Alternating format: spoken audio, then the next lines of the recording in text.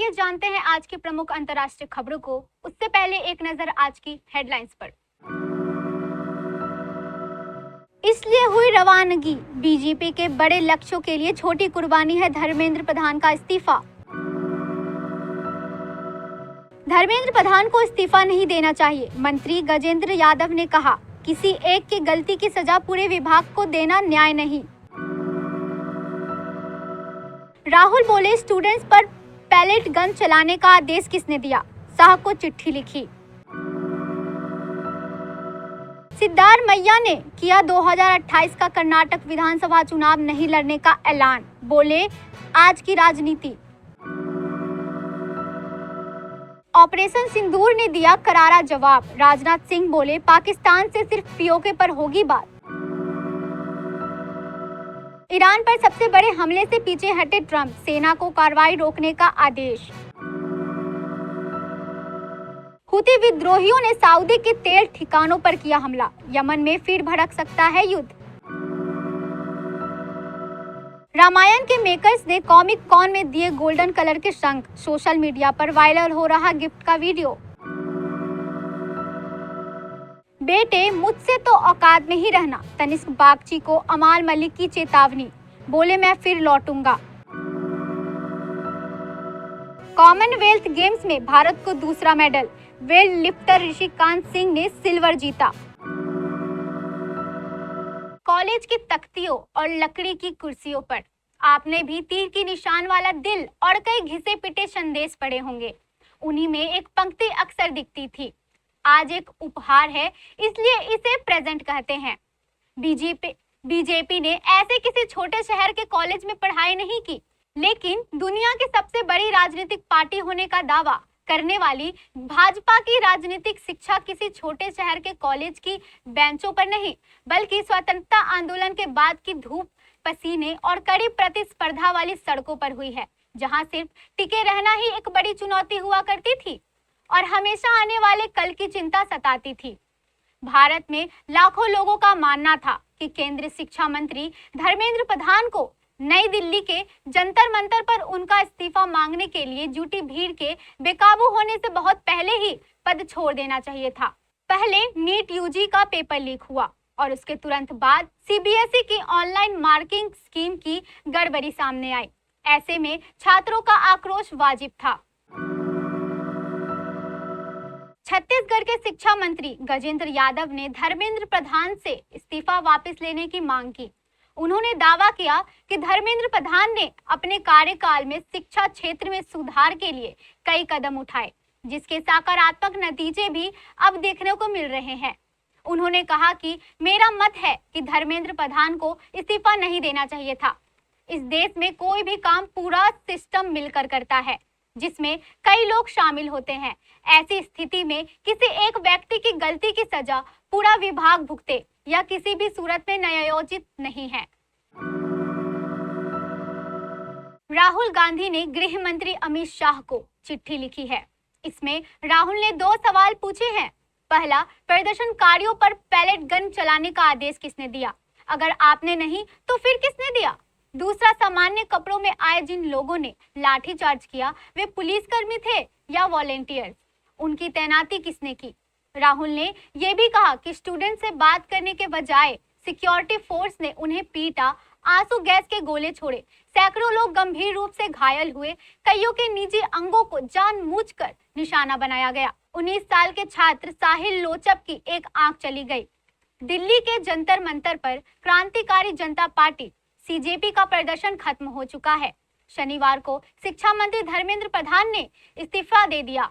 इसके बाद सीजेपी के प्रवक्ता सौरभ दास और आशुतोष रंका जेपी नड्डा से मिले और उनके सामने देश में शिक्षा सुधार के लिए 5 मांगे रखी। इनमें पेपर लीक मामलों में 10 साल की सजा, दोषियों की संपत्ति जब्त करने, नया नेशनल टेस्टिंग कमीशन बनाने और नियुक्तियों की स्वतंत्रता के बारे में कहा गया। कर्नाटक की सियासत को लेकर बड़ी खबर सामने आई है। राज्य के पूर्व मुख्यमंत्री रहे और कांग्रेस पार्टी के कद्दावर नेता सिद्धारमैया ने 2028 का विधानसभा चुनाव न लड़ने का ऐलान किया है। उन्होंने इसकी जानकारी एक्स पर एक पोस्ट के जरिए दी है। उन्होंने कहा, मैं 2028 का विधानसभा चुनाव नहीं लड़ूंगा। मैं अब 79 साल का हो गया हूं। हमारी सरकार का कार्यकाल अभी भी 1.5 साल और बाकी है। तब तक मैं 81-82 साल का हो जाऊंगा। मेरी सेहत अब वैसी नहीं रही जैसे पहले हुआ करती थी। अब पहले जैसा जोश और उत्साह के साथ काम करना मुमकिन नहीं है। कारगिल विजय दिवस के 27वें अवसर पर लद्दाख के द्रास स्थित कारगिल वॉर मेमोरियल में रक्षा मंत्री राजनाथ सिंह ने शहीदों को श्रद्धांजलि अर्पित की और पाकिस्तान को कड़ा संदेश दिया। उन्होंने कहा कि ऑपरेशन सिंदूर ने इस बात का प्रमाण है कि भारत अब पाकिस्तान की हर दुस्साहसपूर्ण हरकत का उसकी कल्पना से भी अधिक सख्त जवाब देने में सक्षम है। उन्होंने दोहराया कि पाकिस्तान के साथ अगर कोई बातचीत होगी तो वह सिर्फ पाकिस्तान के कब्जे वाले कश्मीर पीओके पर होगी, क्योंकि वह भारत का अभिन्न हिस्सा है। राजनाथ सिंह ने कहा कि आज पाकिस्तान में सेना और आतंकियों के बीच कोई अंतर नहीं रह गया है। वह आतंकवाद को राज्य की नीति का हिस्सा बना दिया गया है। उन्होंने कहा कि ऑपरेशन सिंदूर के दौरान भारत ने स्पष्ट कर दिया कि अब आतंकियों और उनके संरक्षण देने वाली सरकार को अलग अलग नहीं देखा जाएगा। अमेरिकी राष्ट्रपति डोनाल्ड ट्रंप ने ईरान पर सबसे बड़े हमले को फिलहाल रोक दिया है।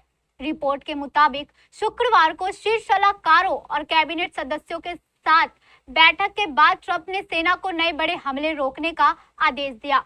रिपोर्ट के अनुसार अमेरिकी सैन्य अधिकारियों ने चेतावनी दी थी कि अगर अभियान और बढ़ाया गया तो मिडिल ईस्ट में तैनात अमेरिकी सेना के पास पैट्रियट इंटरसेप्टर मिसाइलों और अन्य एयर डिफेंस हथियारों का भंडार गंभीर रूप से कम हो सकता है।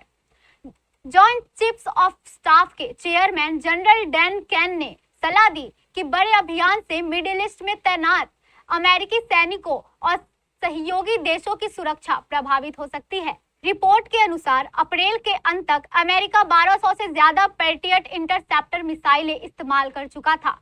रिपोर्ट के मुताबिक फिलहाल यह स्पष्ट नहीं है कि हमले रोकने का फैसला अस्थायी है या लंबे समय तक लागू रहेगा। हालांकि जरूरत पड़ने पर अमेरिकी सेना बड़े सैन्य अभियान के लिए तैयार रहेगी। खाड़ी में तनाव कम होने के बावजूद शनिवार को 2 बड़ी घटनाओं से पूरे इलाके में युद्ध फैलने का खतरा बढ़ गया है। ईरान के विदेश मंत्रालय ने यूक्रेन पर कैस्पियन सागर में एक ईरानी कमर्शियल जहाज पर हमला करने का आरोप लगाया। मंत्रालय के मुताबिक इस हमले में हुए विस्फोट से एक नाविक की मौत हो गई और दूसरा घायल हो गया।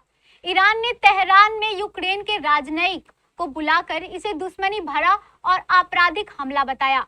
इससे पहले यूक्रेन के राष्ट्रपति वोलोडिमिर जेलेंस्की ने सोशल मीडिया पर कैस्पियन सागर में लंबी दूरी के हमलों की तारीफ की थी। उन्होंने कहा था कि रूस मध्य पूर्व सैटेलाइट की जानकारी ईरान को दे रहा है। रणवीर कपूर की फिल्म रामायण का ट्रेलर लॉन्च इवेंट पोस्टपोन कर दिया गया था, मगर अब इसके लीक होने की खबर सामने आई है। फिल्म के ट्रेलर के कई क्लिप्स ऑनलाइन मौजूद हैं, जिसे लेकर फैंस में रोमांच और निराशा दोनों है।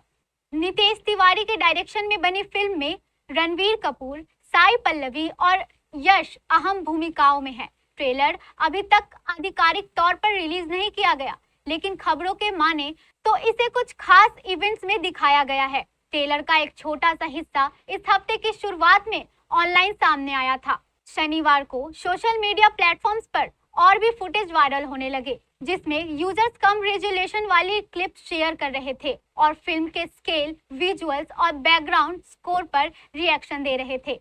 कुछ दर्शक लीक हुए कंटेंट की खराब क्वालिटी के बावजूद प्रभावित दिखे। एक यूजर ने लिखा, तीनों लीक क्लिप्स जबरदस्त लग रही है। कम क्वालिटी में भी इसका ग्रैंड स्केल, विजुअल और बैकग्राउंड स्कोर रोंगटे खड़े कर देने वाले हैं। नितेश तिवारी एक बेहतरीन मास्टरपीस बना रहे हैं। अमाल मलिक ने म्यूजिक कंपोजर तनिष्क बागची पर लगाए गए अपने आरोपों को दोहराते हुए नया बयान जारी किया। साथ ही उन्होंने तनिष्क को चेतावनी भी दी। अमाल मलिक ने एक्स पर लिखा, मैं ये ट्वीट सिर्फ इसलिए डिलीट कर रहा हूँ ताकि अपनी टाइमलाइन का कचरा साफ कर सकूं। यह फैसला मैंने पूरी समझ के साथ लिया है। जो कहना था मैं कह चुका हूँ और इस इंसान को उसकी औकात भी दिखा चुका हूँ। इससे पहले कि कोई पोर्टल क्लिकबैट हेडलाइन चलाए कि अमाल मलिक ने अपने ट्वीट डिलीट कर दिए। मैं साफ करना चाहता हूं कि पिछले कुछ दिनों में मैंने जो भी कहा उस हर बात पर आज भी कायम हूं। मैं अपने किसी बयान से पीछे नहीं हट रहा हूं। मैं सिर्फ इन पोस्ट को यहां से हटा रहा हूं। भारत का कॉमनवेल्थ गेम्स 2026 का दूसरा मेडल मिल गया है। ऋषिकांत सिंह ने गेम्स के चौथे दिन मेंस वेट लिफ्टिंग की 60 केजी कैटेगरी में सिल्वर मेडल जीता। उन्होंने कुल 264 केजी वजन उठाकर दूसरा स्थान हासिल किया। ऋषिकांत ने स्नैच में 121 केजी और क्लीन एंड जर्क में 143 केजी वजन उठाया। मलेशिया के अनिक कसदन ने 266 केजी वजन उठाकर गोल्ड मेडल जीता और केनिया के मोबोया 260 केजी के साथ तीसरे स्थान पर रहे। इससे पहले शुक्रवार को मेंस पैरा पावर लिफ्टिंग में झंडू कुमार ने ब्रॉन्ज जीता था। भारत अब एक सिल्वर और एक ब्रॉन्ज के साथ मेडल टेबल पे 10वें स्थान पर है। ऑस्ट्रेलिया 12 गोल्ड सहित 23 मेडल के साथ पहले नंबर पर है।